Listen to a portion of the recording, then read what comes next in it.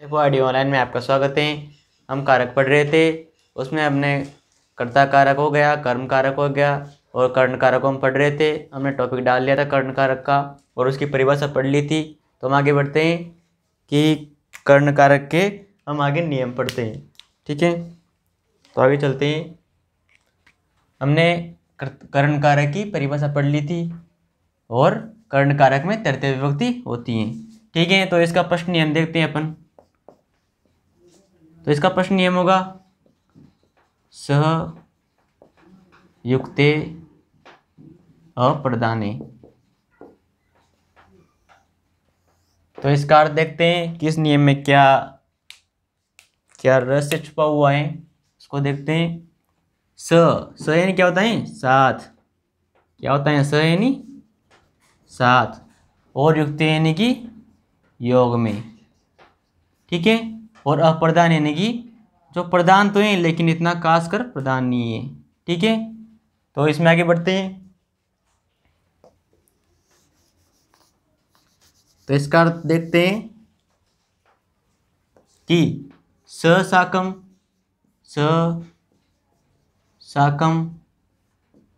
सार्धम और समम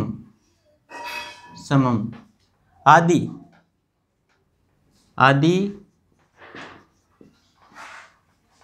धातुओं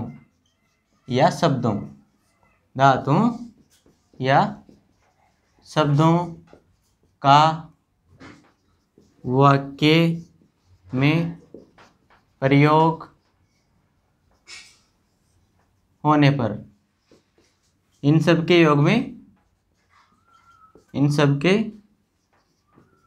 योग में कर्ण कारक होता है या इनकी कर्ण संज्ञा होती है। और कर्ण कारक में हमें पता है कि तृतीय विभक्ति होती है। तृतीय विभक्ति होती है यानी कि कर्ण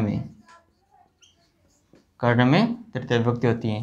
ठीक है, तो इसका अर्थ क्या हुआ इस नियम का कि सयुक्त अप्रदान यानी कि साकम सार्धम समम आदि पर्यायवाची शब्दों या धातुओं के योग में या इनका वाक्य में प्रयोग होने पर वहां पर अपने कर्ण कारक होगा और तृतीय विभक्ति होगी। तो इसका एक उदाहरण देखते हैं और इसको अच्छी तरह से समझते हैं। ठीक है, तो इसका उदाहरण देखते हैं। जैसे कि यानी कि पिता पुत्र के साथ घर जाता है तो स का अर्थ क्या होता है? साथ, यानी कि ये साथ, यहाँ पर ये साथ आ गया। तो इससे हमें क्या मालूम पड़ा कि इसमें कर्ण कारक होगा। ठीक है, तो हम इसको संस्कृत में बदलते हैं। ठीक है,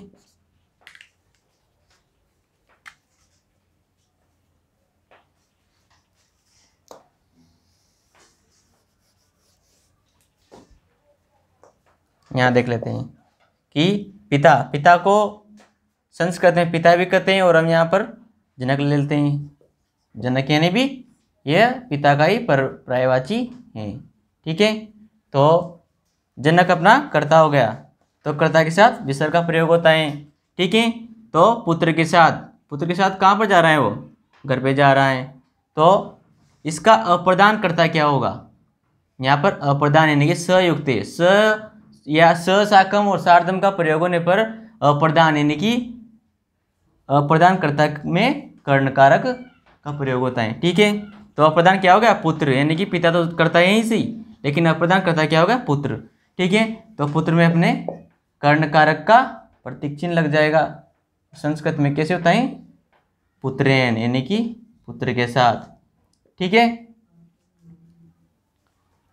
जनक पुत्रेन स, यानी कि साथ का संस्कृत में क्या होता है? हम स भी ले सकते हैं, इसका पर्यायवाची होगा साकम सार्धम समम। तो हम यहाँ पर लेते हैं सह, यानी कि सह। जनक यानी पिता पुत्र के साथ, स यानी कि साथ में घट जाता है। ठीक है, घर को क्या कहते हैं संस्कृत में? ग्रह। ठीक है, ग्रह जाता है, यानी कि जाता हुआ क्या कहते हैं? गच्छति। गच्छति। ठीक है, तो आगे बढ़ते हैं। तो हमने इसमें समझा कि स, साकम, सार्धम आदि धातुओं का प्रयोग होने पर वाक्य में वहां पर अपना कर्ण कारक होगा और तृतीय विभक्ति होगी। ठीक है, तो अगला नियम देखते हैं अपने सेकंड नियम। इसमें कर्ण कारक में आता है कि ये नांग विकार है, यानी कि ऐसा अंग जिससे व्यक्ति या कोई भी व्यक्ति हो वो विकृत, यानी कि उस अंग से वो अलग ही लगे, उस विकृत अंग में ही तृतीय विभक्ति और कर्ण कारक होता है। ठीक है, तो आगे देखते हैं अपने अगला नियम पे आता है ये नांग विकार। ठीक है, सेकंड नंबर का अपना आता है ये नांग विकार। ठीक है, इसका अर्थ देखते हैं कि यह नियम क्या कहता है, इसका अर्थ क्या होगा। ठीक है, ये नांग विकार यानी कि ऐसा अंग, यानी कि इसका अर्थ होगा जैसे कि जिस अंग से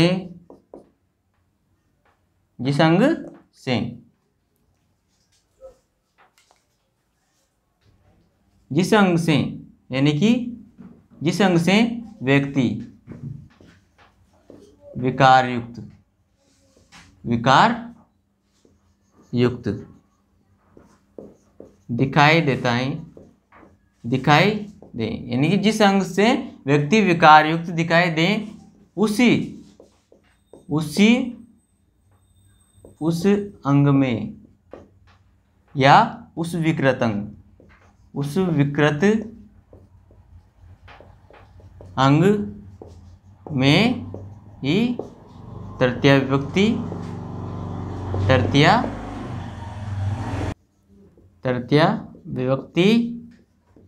व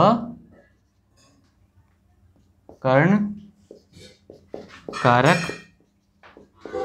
होता है।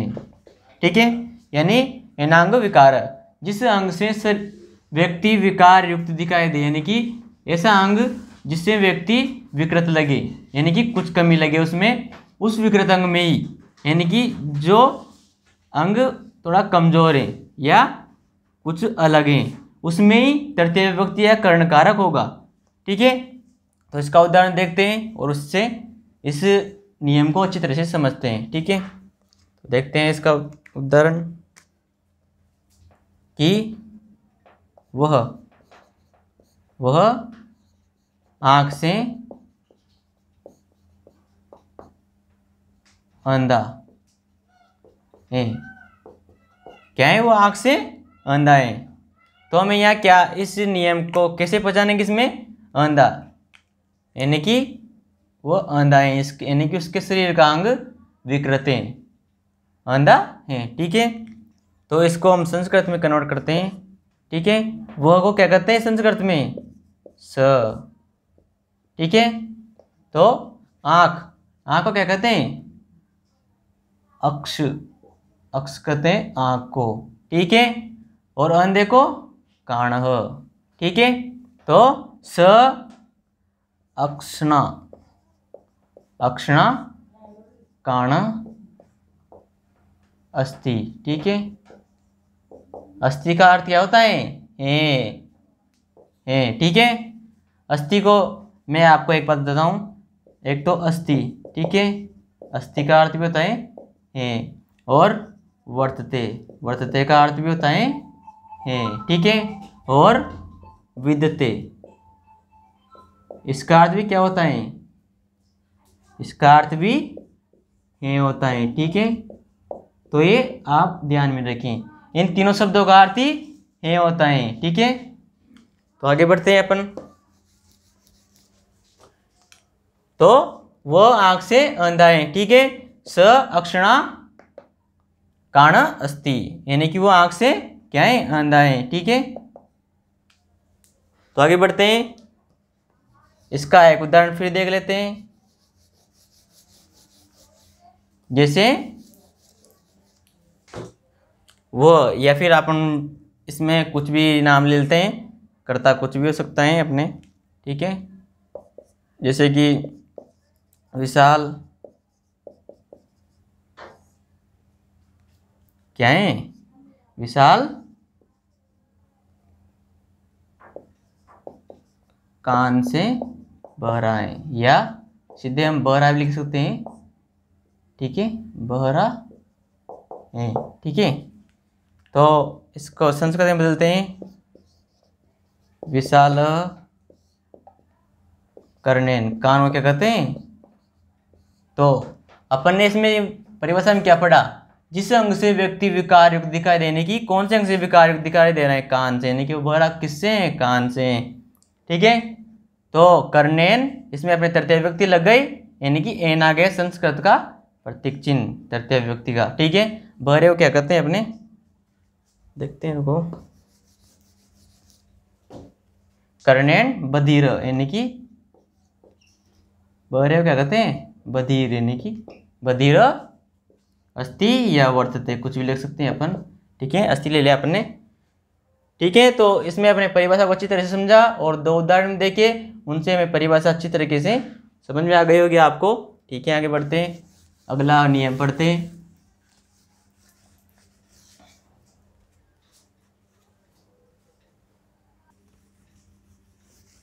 ठीक है, तो अपने तीसरे नियम पे चलते हैं अपन। अपने थर्ड नंबर पे आता है कि इत्थम्भूत लक्षणे, इत्थम्भूत लक्षणे। तो इसका अर्थ क्या होगा कि इत्थम यानी कि अलग, अलग ही चिन्ह से किसी के लक्षण, यानी कि उसके लक्षणों से ही उसकी पहचान हो जाए, उसमें तृतीय व्यक्ति और कर्णकारक होता है, ठीक है। तो आगे बढ़ते हैं, इसका अर्थ देखते हैं कि इत्थम यानी कि अलग, किसी अलग ही पहचान से या लक्षण से व्यक्ति की पहचान हो जाए, उसमें तृतीय व्यक्ति और कर्णकारक होता है, ठीक है। तो आगे बढ़ते हैं कि जिस चिन्ह विशेष, यानी कि जिस चिन्ह विशेष से किसी व्यक्ति की पहचान हो जाए या होती हो, उस चिन्ह विशेष में ही कर्णकारक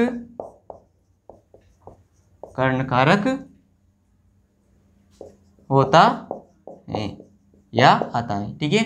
जिस चिन्ह विशेष से किसी व्यक्ति की पहचान हो, उस चिन्ह विशेष में ही कर्णकारक और तृतीय व्यक्ति होगी। तो इसे हम उदाहरण से अच्छी तरह से समझते हैं।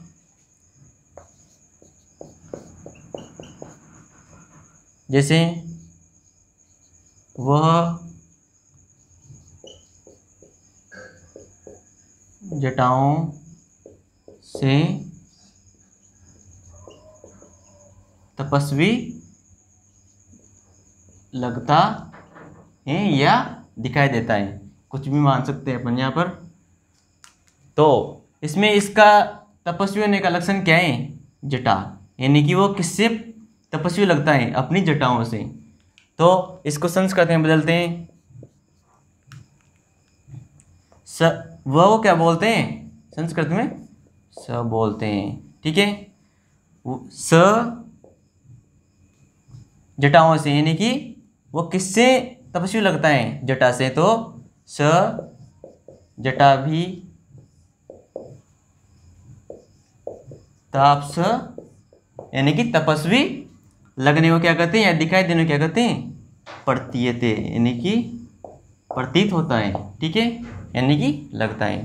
स जटा भी तापस प्रतीयते, यह भी कैसे आया, अपने कर्णकारक यानी कि तृतीय व्यक्ति के, यह एक तरह से भी यानी कि रूप हैं, ठीक है। तो हम अपने अगले नियम पे चलते हैं। अपने चौथे नंबर पे आएगा हेतु। हेतु का अर्थ होता है कारण, किसी कारणवश कोई काम करना, उस कारण से जो काम होता है उसमें अपने तृतीय विभक्ति और करण कारक होता है। तो हम अपना चौथा नियम है हेतु। हेतु का अर्थ क्या होता है? कारण, कुछ कारण, ठीक है, यानी कि हेतु कारण, यानी कि हेतुवाचक शब्दों के योग में कर्णकारक व तृतीय विभक्ति होती है। यानी कि हेतु या कारणवाचक शब्दों के योग में भी कर्णकारक व तृतीय विभक्ति होती है। तो इसको उदाहरण से समझते हैं कि वह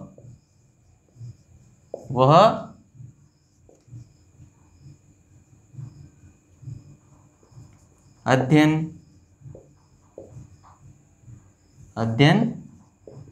के लिए रहता है।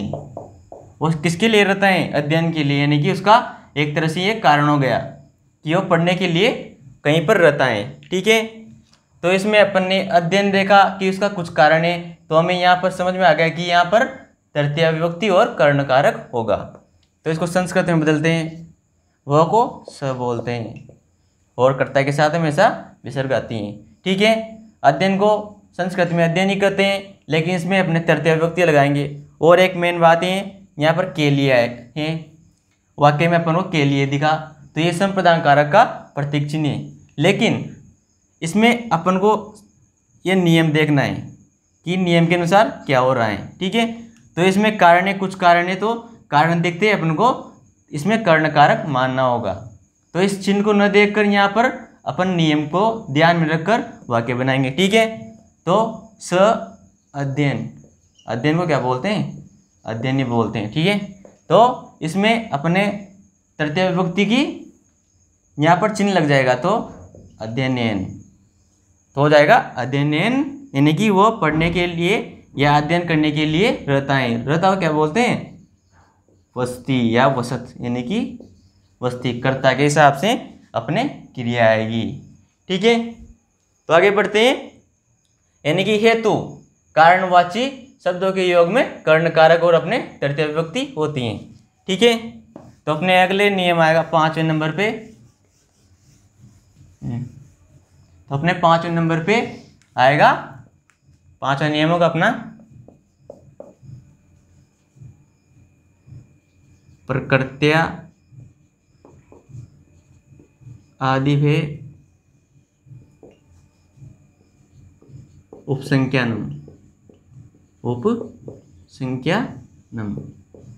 यानी इसका अर्थ देखते हैं कि प्रकृति को अर्थ, प्रकृति का अर्थ होता है स्वभाव, यानी कि किसी के स्वभाव से उसके स्वभाव लक्षण से ही अपन को उसके बारे में पता चल जाए कि ये कौन है। जैसे कि साधु के स्वभाव से अपन को पता चल जाता है कि वो व्यक्ति साधु हैं, ठीक है। तो इसका अर्थ देखते हैं कि प्रकृति, यानी कि प्रकृति का अर्थ होता है स्वभाव,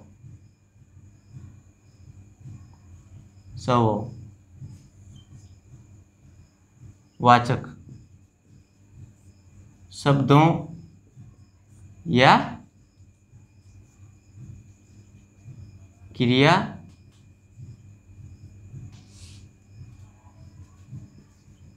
विशेषण धातुओं के योग में कर्ण कारक होता है। ठीक है। प्रकृति स्वभाव वाचक शब्दों या क्रिया विशेषण धातुओं के योग में कर्ण कारक और तृतीय विभक्ति होती है। तो इसको अपन उदाहरण से समझते हैं कि जैसे कि वह की जगह अपन और कर्ता ले लेते हैं, जैसे कि विशाल प्रकृति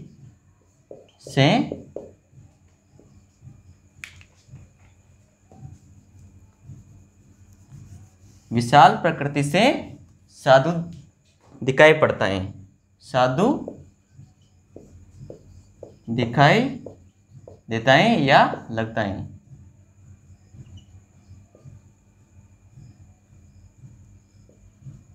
दिखाई देता है, ठीक है। क्या लगता है विशाल? साधु लगता है, वो भी प्रकृति से, यानी कि उसके स्वभाव से वो साधु लगता है, ठीक है। तो इसको संस्कृत में बदलते हैं, विशाल का विशाल रह जाएगा और हम जानते हैं कि कर्ता के साथ विसर्ग का प्रयोग होता है, ठीक है। तो विशाल प्रकृति को प्रकृति बोलते हैं संस्कृत में, तो उसके प्रकृति के रूप के अनुसार तृतीय विभक्ति में उसका प्रकृति हो जाएगा, ठीक है। विशाल प्रकृति यानी कि स्वभाव से साधु, से अपने यानी कि कर्ण कारक का प्रतीक चिन्ह हो जाएगा, ठीक है। तो प्रकृतिया साधु, साधु का साधु ही रहेगा, से साधु प्रतीयते यानी कि लगता है या दिखाई देता है, ठीक है। तो इसमें प्रकृति आने के कारण वाक्य में अपने प्रकृति शब्द मिले या स्वभाव मिले, उसको देखकर मैं यहाँ पर कर्ण कारक को पहचानना होगा और उसमें कर्ण कारक के अनुसार और तृतीय विभक्ति को लगाना होगा, ठीक है। अपन अगले नियम पे चलते हैं। तो अपने 6 नंबर पे होगा निषेधार्थक शब्दों के योग में तृतीय विभक्ति और कर्ण कारक होता है। तो अपने 6 नंबर पे आएगा, 6 नंबर पे आएगा अपने निषेधार्थक, निषेधार्थक यानी कि निषेध, यानी कुछ कोई वस्तु या कोई चीज अपने निषेध यानी कि मना है, उसके योग में भी कर्ण कारक और तृतीय विभक्ति होती है, ठीक है। तो हम इसका अर्थ देखते हैं, यानी कि निषेध को संस्कृत में अलम बोलते हैं। क्या बोलते हैं? अलम, ठीक है। निषेध को क्या बोलते हैं संस्कृत में? अलम बोलते हैं, अलम, ठीक है।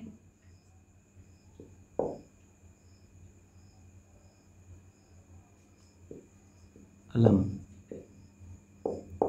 तो अलम वाचक या निषेध, यहाँ पर मैं निषेध लिख लेता हूँ, इससे आपको समझने में आसानी होगी। अलम का अर्थ क्या होता है? निषेध, ठीक है। तो अलम वाची या वाचक शब्दों के योग में तृतीय विभक्ति व अपने कर्ण कारक होता है,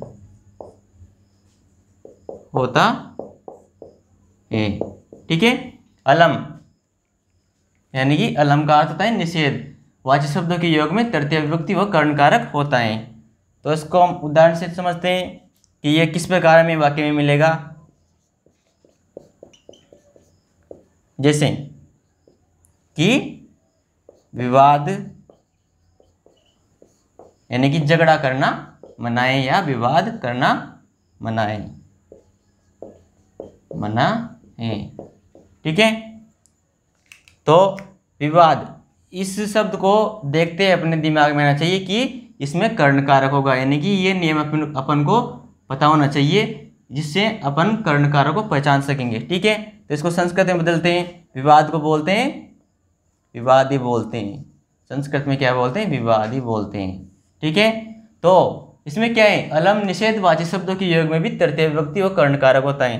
तो इसमें विवाद आ गया, तो इसी में ही अपने अपन को कर्णकारक का चिन्ह जोड़ना है। ठीक है, विवादेन यानी कि रुको सॉरी यहाँ पर थोड़ा पहले अपन को ये लिखना पड़ेगा निषेध, यानी कि विवाद क्या है, मना है।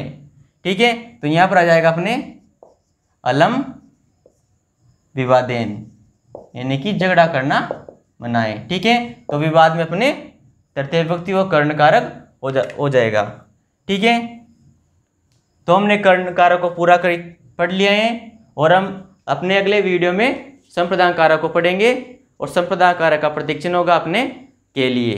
ठीक है, तो आपको अगर वीडियो पसंद आया हो तो लाइक, कमेंट्स और शेयर करें, सब्सक्राइब जरूर करें। थैंक यू, धन्यवाद।